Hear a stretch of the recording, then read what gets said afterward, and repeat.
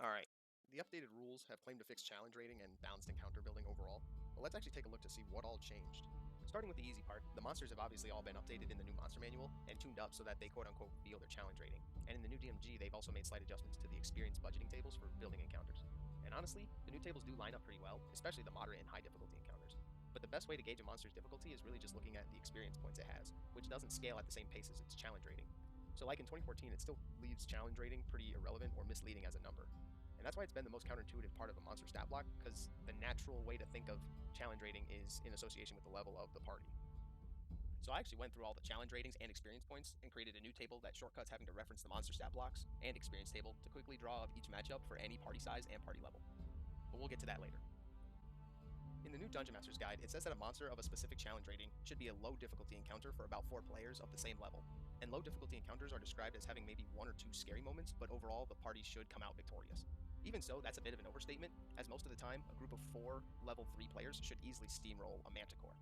But one thing the new Dungeon Master's Guide had left out that actually helps make encounter building make sense was the concept of the Adventuring Day, even though it was a very overlooked part of the 2014 Dungeon Master's Guide. It's well known at this point that most D&D tables run no more than 3 encounters per day. I bet this plays a big factor in the encounter balancing system and challenge rating coming up short. When we build encounters, we shouldn't think of each isolated encounter and how well balanced it is on its own, but rather as a series of encounters that stand between the players and their next long rest.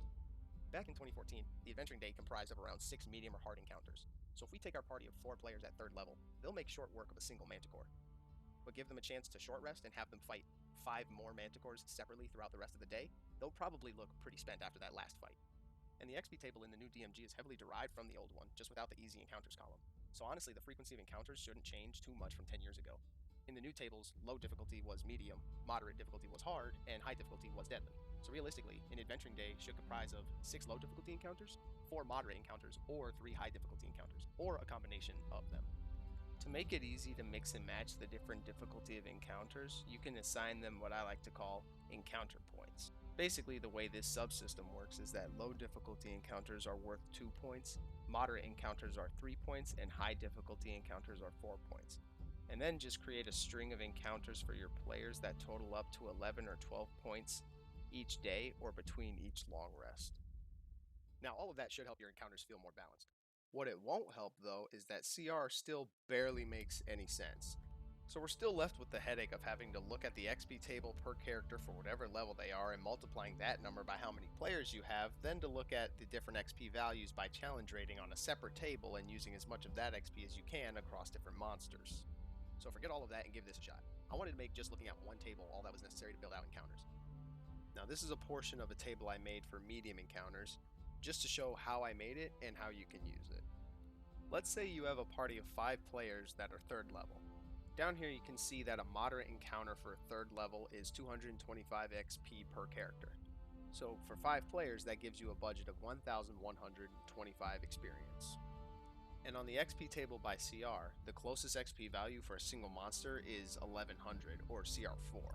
So the matchup for a single monster against a group of 5 players at level 3 is CR4 for a moderate encounter.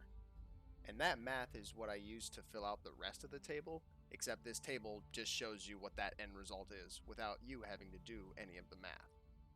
You can also use this table a bit more creatively by splitting your party of 5 into a group of 3 players and a group of 2 players, where they both match up against 2 creatures that are CR2, or even 5 creatures that are CR1 for each member of the party. Now you may be wondering what the left column is, where the number of players says 1/2. This column just gives the CR for when you want to use 2 creatures for each player in the party. So you can have 10 creatures that are CR 1/2 in this party of 5 3rd level players. Game Masters, you can find the rest of this table for free and tables for low and high difficulty encounters in my Encounter Builder's Guide in the description below. The tables include levels 1 through 20 and are usable for parties up to 8 players. Try it out. Let me know your thoughts. Bye!